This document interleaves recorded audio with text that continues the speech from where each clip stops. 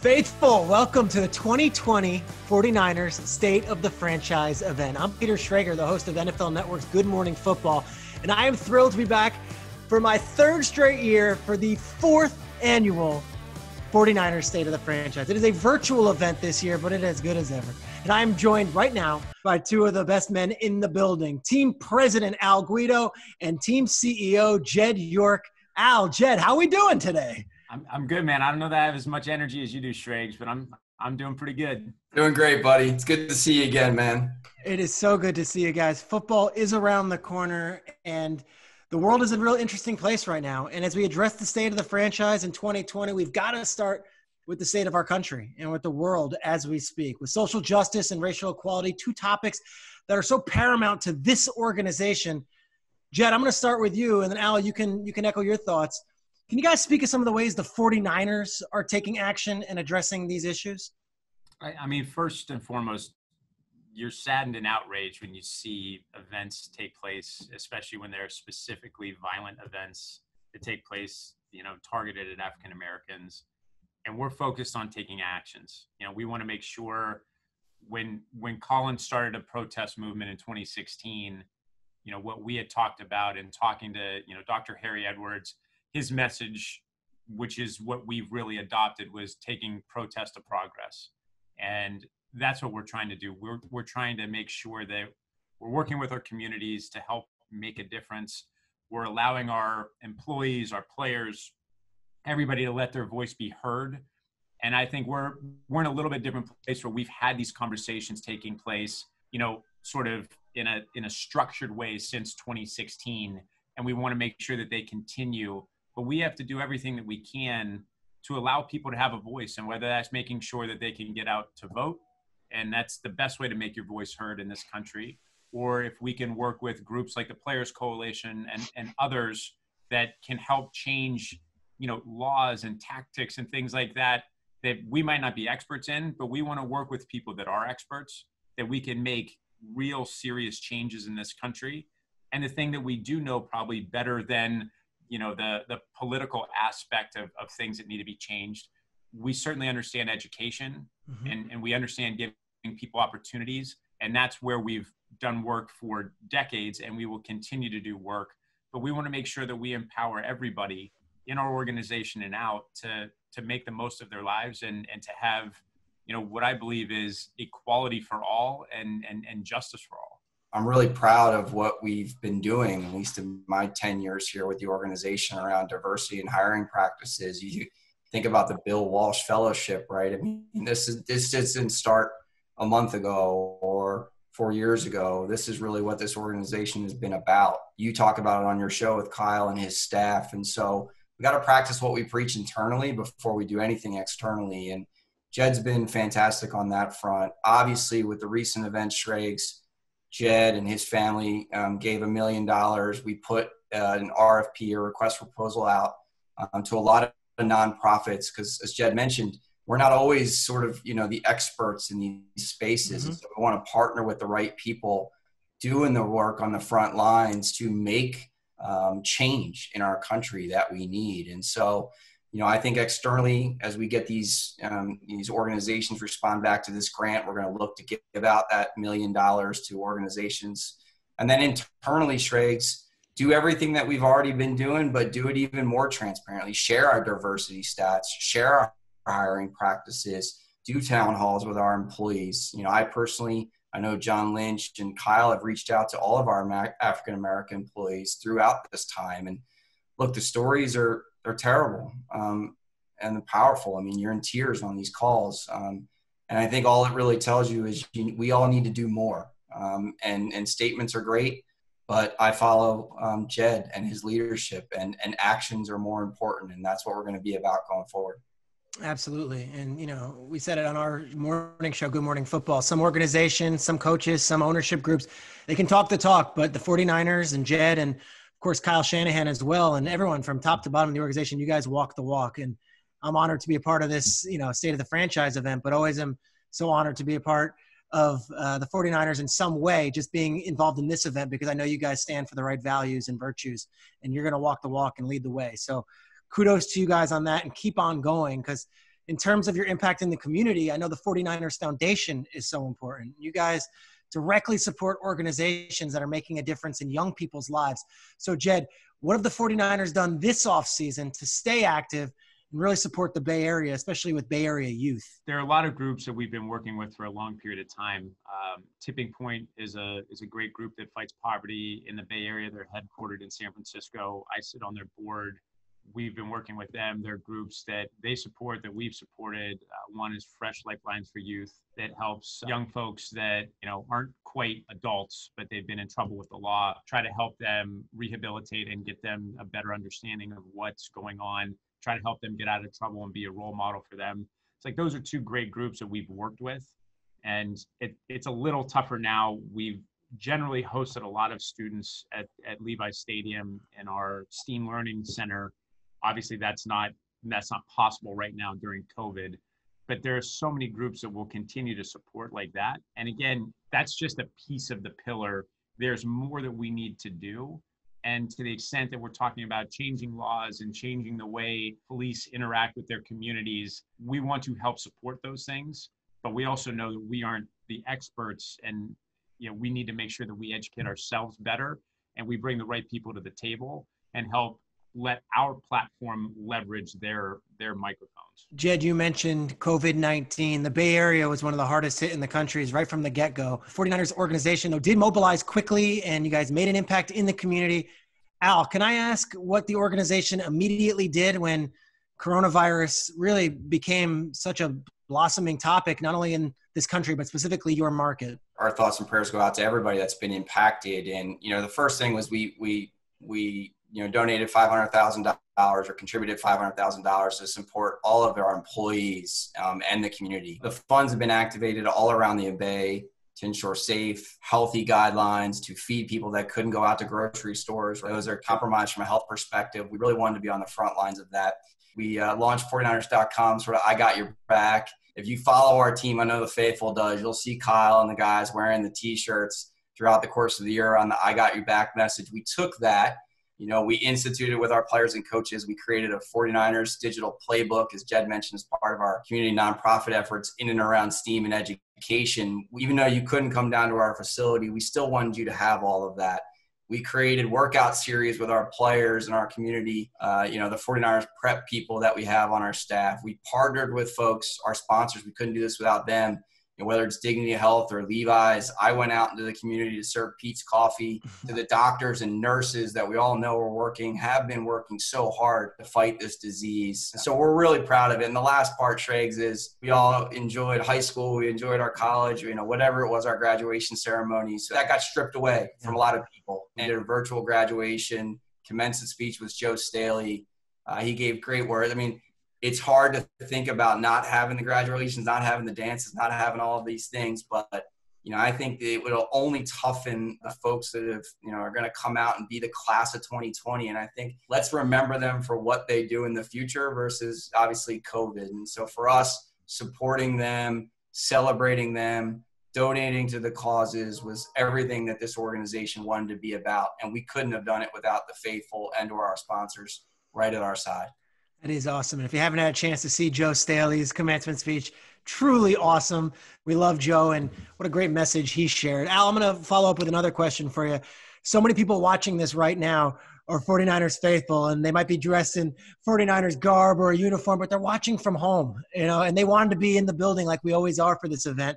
What does return to work mean for, I guess, the 49ers organization as a whole? And now as we look towards the end of June and into July, tell us a little bit about the phased approach to returning to the office, getting back on our feet as an organization. Well, Schrager, I would start with our NFL offseason, right? We're part of a broader community. We always talk about the Shield and 32. If you think about free agency, then you think about the NFL draft, there's a lot that we can take from this. You talk about it on your show, what the draft meant to people and humanizing, right? Seeing our coach and his kids at the table. And so there's a lot of good that have come out of this and things that we can actually take into the future of our business moving forward. And so we break it down into three phases, Schrags. First, it's like, okay, can the business staff, can our strength and conditioning staff, our medical staff, those players who've gotten surgeries return? They are all in our building right now. They're all going through care. They're all getting their PT. They're out on the practice fields as we speak. The second phase, as we talked about, was like coaches coming back in the building, right? The third phase is getting our players back on the field. So we're working hand in hand with the Players Association, Chief Medical Officer Alan Sills, around what those player protocols are going to be. Those sports fans, we all hear about MLS and MLB and NBA and what's coming back. I feel unbelievably confident in our medical staff, our partners at NFL, plus our doctors here at our team. And I say the fourth phase, Schrags, is like the reopening of our games. Yeah. So training camp obviously is the start of kicking off games. And I am excited to get back to NFL football. What I will tell all of the faithful tuning in, we're working really hard with our county, and our county has been fantastic. Our leaders, our political leaders in California have done an unbelievable job maintaining safety. And so we're working literally every single day in communication with them around our return to sports and our return to games. And I'm confident that we'll have an NFL season. I love it. Al, I hosted this event last year. You guys were coming off a 4-12 season in which Jimmy G went down with the injury.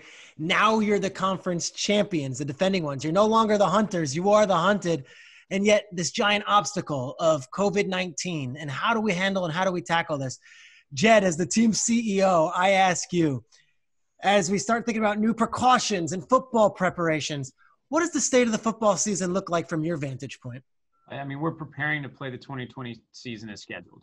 And that's the only thing that we can do right now. We have to make sure that our primary focus is keeping our players and coaches and the fans and all the people that work around the game healthy. And that's what we've done. You know, I think Al talked about the great folks in the county that have just been awesome to work with. You're bringing a ton of people together to figure out, you know, what are the best decisions that we can make based off of the medical officers and public health officials, so that we can make sure that we can move forward in the right manner. Jed, the schedule came out in May and almost felt like fantasy football. Like, are we really going to play these games? Are they really going to happen? And then you start actually looking at the schedule, and then you start getting that feeling of excitement. Like, wow, okay, we now know who we are playing. Team CEO, you went to Super Bowl last year. Which matchups are you looking forward to the most, and how excited are you to play some freaking football? I mean, we're so excited. I mean, obviously, every game is going to be a big game. Every game is going to be important. But to be able to have 5 primetime games, 4 of them at home at Levi Stadium is going to be huge. Anytime that you look at New Orleans or the Cowboys, people that we've had huge rivalries with, those are going to be awesome games that people are going to be fired up for. The Seahawks, like the way that the regular season ended last year, obviously there's a huge, awesome rivalry between us and the guys up north. You know, get to play those guys twice. You look at just our division. I mean, you're better equipped to say it than me, but is there a better division from top to bottom in the National Football League? You got a young quarterback that reminds you, you know, a lot of Russ and things that he can do and just make plays from anywhere on the field. And then you have the Rams who, you know, by the way, were in the Super Bowl a few years ago. This is not an easy division. So it's got to start with the NFC West. And, you know, it's going to be a very, very difficult place to start, but there's going to be a lot of awesome football this year. Yeah. And then you add in some new faces too, Brandon Ayuk, and of course, Javon Kinlaw, and you guys made some moves in free agency. It's an exciting time. And guess what? It is a little bit more than a month away, and we're going to have the players there, hopefully at training camp. And then we can actually talk real life football, because I think it's happening. Jed York, thank you so much for your time. We know you have quite a bit to tend to now that you guys are back in the facility, and it's awesome seeing you back in your office. Can't wait to get out to Levi's and be a part of the faithful and see a game in person. Jed, thank you for your time. Well, no one likes me being at the office more than my wife, Schrags. So thanks for being here, man. Don't go anywhere, faithful. We are talking about the future of the fan experience right now. So, Al, I ask you, I know you're always on the forefront of tech and innovation. What can the fans expect to see in the future this year? Well, we're really excited about this season, Schrags. I mean, our marketing team has done an unbelievable job. You know, if you go to last year, I think all the content we put out during that run, you know, my personal favorite was the return of Quan Alexander, with a lot of buzz around your shop. But our team has always done a great job there. The faithful continue to want more. We're real excited to launch our new 49ers app. It's got a brand new update, and, you know, just go into the app or Google Play stores, you know, refresh it. It'll be brand new. All the new content will be in there. Brand new layout. Obviously, we'll live stream all of our games on there. You know, where this is honestly where you can find all of your 49ers news, all of your 49ers content, manage your tickets, manage your parking, you know, all types of things in there. So we're really pumped about that. And then the next thing, Schrags, is we do try to be on the front edge here of fan and customer experience. And that actually gets to season ticket member value. And season ticket member value for us, I mean, we're proud. I mean, like, we have over 60,000 faithful in our building.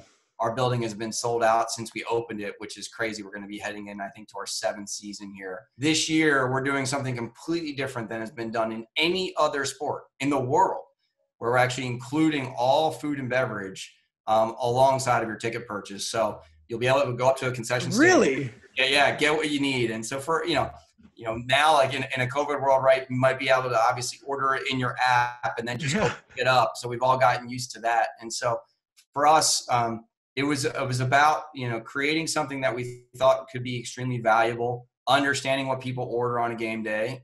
No, it doesn't include alcohol. You know, there's what, a hot dog and a beer. You got to pay for your beer. But it is going to include your soft drinks and your food for every single season ticket in our building. That's amazing. Which has never been done at the scale that we're about to do it. Yeah, it's a bottomless nachos. That sounds delicious. Exactly. Sign me up. Yeah. You know, that's incredible. And then you mentioned it, the cashless transactions. That's going to be huge. You guys are at the forefront of that as well. You know what? We've been getting ready for this for years, and obviously people talk about it to be COVID related. But truthfully, I think this transition has been happening in sports over time. If you think about how you go to airports, right, you now use your mobile app to scan in. And so same with tickets, right? You know, you've gone away from the paper ticket and you're now using the mobile application. And so, you know, as we prepare for health and safety, but also just frictionless, right, is removing the cash in our building and going completely cashless, completely contactless. Now, our partner at Visa is doing a tremendous job, because we know some folks, it's going to take some time on the adoption. Sure. Still might bring some cash. You know, you can turn your cash in, you can get a card back for those who might not carry a credit card or a debit card that they might want to use. And so what I would tell fans, at least our season ticket members, and anyone frankly coming to a game, the most important thing anyone can do is just have access to the 49ers app. It's already a great place to kind of check out all the content if you're a fan and get all the stats. It now has all these other features. So if you think about your mobile wallet or your mobile ticket, if you just use that, you'll be able to get into a game. You'll be able to order anything that you need to, whether it's retail. So for us, it's really important moving forward. And honestly, it's become even more important with COVID that we head in this direction. Yeah, I've always said you guys are leaders with this innovation in tech, and it's only fitting with the market you guys are in and all of the innovators out there on the West Coast. I guess my last question to you, you know, we've talked about COVID-19, how it's impacted numerous things. We've talked about return to work, return to football. What about return to events at Levi's? Like, what is that going to look like? And what are the future of some events there at the park? Yeah, it's unfortunate. Obviously, we lost all the 2020 summer events. But 2021, and that's the confidence we all find, right, is we got people much smarter than me. Maybe not you, Schrags, that are trying to figure out how to figure this out. Speak for yourself. Go on. Yeah. But you know, the concert promoters are really shaping up to make 2021 a big summer. And, you know, I think right now we have about 8 holds on the docket, and normally we do 3 or 4. So just give you an idea, we're talking about twice as many concerts. Awesome. We're in the mix on a lot of soccer events. I haven't hid from the fact that we want Levi Stadium to be the host of a future Super Bowl. So we're having a lot of conversations right now with the National Football League. Levi Stadium has gone through a transformation, and not just in the physical building, right? Obviously this year, anybody that didn't think it was a home field advantage, on those you don't hear those stories anymore. Yeah, I mean, look, you know, you talked about it with Jed, but, you know, fighting for that home field advantage, if you go back and look at the New Orleans game last year, or what that Seattle game meant, big picture, to be able to play the Vikings and play Green Bay at home, the crowd noise and all of those things. I mean, you know, for us, that's inside the building, and we're continuing to try to improve that experience. Outside the building now, there's a massive development north of our building. It's 250 acres, completely mixed use. You're talking about 30 bars and restaurants right outside that will really add to the flavor of the building. It's already broken ground. It's going to really ramp up after this season. Then there's the future of Levi's, which I think about as Super Bowls, World Cups, right? How we might be able to partner with the Olympics on 2028. With Jed's vision, it was always to set out to have the best home field advantage in the NFL, which our faithful have, I think, given us that. I feel really good about it. And then the next piece is to become a destination for the largest events in the world. And if we can do that moving forward, we hosted more events than any other stadium in the country in our first 6 years, but we're not done yet. The question now becomes, what's the next decade of Levi Stadium look like? And we're going to be looking to get a lot of feedback from our fans and our surveys and our focus groups as we move forward around, you know what, we had a great year on the field. We had a great year off the field. How can we get better in all facets? We want to keep this run going, Schrager. So whether it's response to COVID-19, whether it's response to football, whether it's tech or innovation, whether it's the NFC, you guys truly are leaders. And now you're walking the walk like you always do. And you don't even have to talk the talk. You guys do the job just in your actions. And Al, I appreciate you having me for State of the Franchise, but I think everyone at home appreciates having you. Thanks so much for another great event. Yeah, I appreciate you being on, Schrags, and for all the faithful tuning in. Just want to thank everybody for their support and help. We wouldn't be able to do all the things we talked about without them. Even on our foundation, we've raised $6 million this year. And look, a lot of it is $1, $5. Our fans are, they're just awesome. And, we've raised over $50 million since really the York family, the DeBartolo family started this foundation. And so we know our time the last couple of months has been all about the community and our players and our staff. And the next phase is about getting back to football. But I'd be remiss because it's been an emotional time for all of us if I didn't truly thank the faithful. And they showed up more than ever, these last couple months in supporting everything we wanted to do, everything our players wanted to do. And it just goes to show, obviously, they care about what we do on Thursdays, Sundays, and Mondays.